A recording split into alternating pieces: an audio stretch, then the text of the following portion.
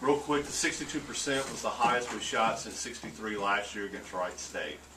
Monday night, come on. Big thing was I thought our team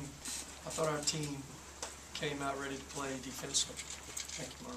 I think the first 7 minutes of the game, I think we played 5 defense, and it's probably the longest stretch we've played it with this lineup we've had. And I think, I don't have those stats in front of me, I think he had 3 points at that time. We picked up some fouls and made some substitutions. I think John came in, I think we went 20 and played zone most of the game from there on out. I think we tried to start the second half some with some guys, a couple fouls, but that was the thing I was most pleased about. I thought we took some things in practice here, and carried it to the game. And the bad thing, we had too many unforced turnovers. You know, first pass that led to the next pass, we didn't make enough plays, particularly the first half against it. You got to tackle them; they were scrambling, and we didn't make them pay at the end of it enough. And then on the second half, we started making them pay some, but. Overall, I mean, we have a long way to go as a team. It's very obvious. A lot of things we have to keep getting better at. But again, I think there's another step in some right directions. We just got to keep stepping the right way. For the first time this year, you guys seem to be having fun out on the floor. Is that something you've seen? Obviously, winning does have. You've seen that Paul, change. It's easy to have fun when you got a big lead. There's a reason but why. I mean, in the first minute of the game. Remember this. There hadn't been many fun games here at home up to this point. They've all been real tight. So it's not fun for nobody, even the coach, okay? It's easy, but as I tell my players, it's easy when it's going good. But when it goes bad, that's when it needs to be at your best. And that was kind of where we was at, you know, ending that first half some. Thought we had some guys who turned the ball over a few times, and got to forget that. And you got to step up and bring us together. Can't separate us. Then the second half again, I thought D was much better at that now. And that's a step he took in a positive direction again. You think this could kind of turn Rayburn around a little bit? He's been struggling these last 6 games. You know, I haven't really been worried about Rayburn a whole lot from that standpoint. You say struggling. I know where we're at. I don't know if I wouldn't classify it as him struggling. I think it's part of a new team. Not him struggling, but a new team being put together, trying to learn how to function together then. Because I don't think he's been bad. He had made some shots, but he'll make shots. And as we learn to function better with Sid out there in D, they'll start getting easier shots too. We saw what Sid could do against Ole Miss, but tonight do you think we saw another facet of what he can do when he gives the ball up and he gets it in the paint, making some plays for some other guys? Well, I mean, it's something he can do. Yes, he can do that. I think the first half, if I'm correct, he only took 2 shots, but he affected the game. And that's good. When you affect the game some other ways besides something you know you can do, that's positive. The other night, Ole Miss, he affected the scoring. Tonight, he affected in that zone a bunch by making some passes. He's a terrific passer. Don't have no issues in that. You know, sometimes he's too unselfish.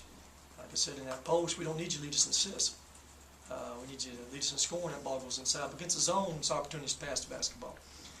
It'll be a continued process with him, getting him to understand how hard you have to play consistently, in conditioning, and learning how to keep functioning. But again, he's taken a couple steps more in the right direction too. Very pleased with the progress he's making.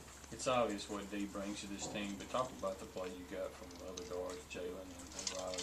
Well, Jalen's one guy off that bench second half. After the first pass out of that trap, you got to have somebody go attack that rim. He's the guy that attacked the rim, made plays. You know, Riley and Ray didn't make enough plays after that first pass came out of that trap. Jalen's not a guy that's afraid to play. And again, I still don't think the way he played that little stretch is the way I envision Jalen being as a player. That's what we expect from him right there. We know he can do that. And in time, with experience, that's what you need from a guy like him, and particularly off your bench. I thought Big Johnny came in and gave us something. If you don't do anything, he brings some cheering. And that's good too. We never fought Big John's effort. Big John, 5 points, 5 rebounds, and 4 points in 10 minutes. That's adding 2, so that's a plus for John.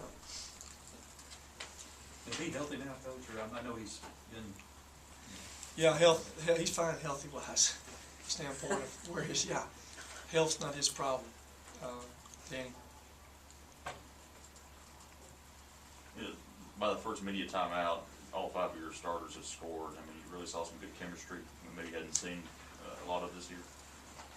Well, I just had this team for 3 games, so that's where I'm at with this team. So when I say this year, we're in a new year, January 01. That's a new year. So I think I've seen this team gradually continue to get better, Brent. So whatever it was before, like I say, it's what it is and it's what it was. So it's a different team, it's a new team. So we're just trying to put it together in SEC play now. That's what we have to do.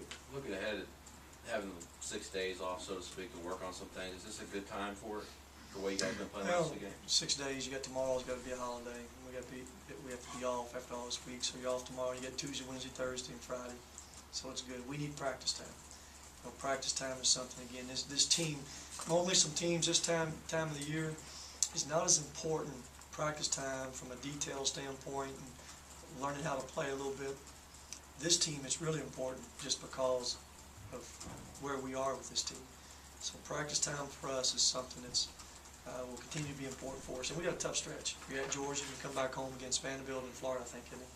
I don't know who's after that, but I don't need to look ahead at those for sure. But it's a tough stretch. Where's David at? Here. Oh, David, you can ask a question yet. Just, he keeps doing it game after game after game. Cody just gets there, gets the rebounds, and plays his role. Yeah, he picked up 2 silly fouls.